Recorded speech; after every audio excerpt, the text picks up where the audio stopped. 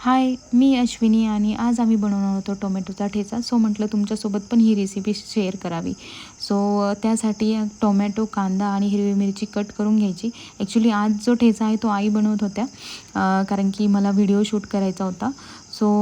आधी तेलामध्ये हिरवी मिरची आणि कांदा जो आहे तो छान असा परतून घ्यायचा आहे लालसर. त्यानंतर जे आहे कांदा परतल्यानंतर आपल्याला टोमॅटो आणि लसूण पण छान तेल टाकून परतून घ्यायचं. ॲक्च्युली ह्या भाजीला तेल जास्त लागतं, पण खूप छान आणि खूप टेस्टी होतं. जसं आपण हिरव्या मिरचीचं करतो ना एकदम छान झणझणीत टेस्टी, तसंच आज बनवणार होतो.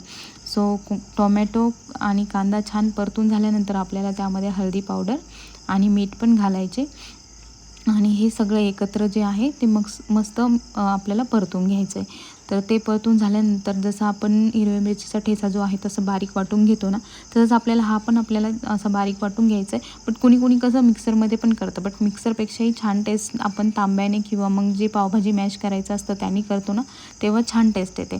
तर आम्ही जे आहे तांब्याने असं बारीक करून घेतलं आहे. तर एकदम बारीक झालं आहे बघा, कारण की जो आपण कांदा आणि टोमॅटो आहे एकदम मऊ असा परतून घेतला होता. तर आपली जी आहे टोमॅटोचा ठेचा जो आहे तो एकदम रेडी आहे.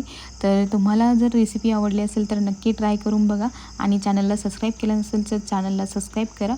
भेटूया नेक्स्ट व्हिडिओमध्ये. तोपर्यंत बाय.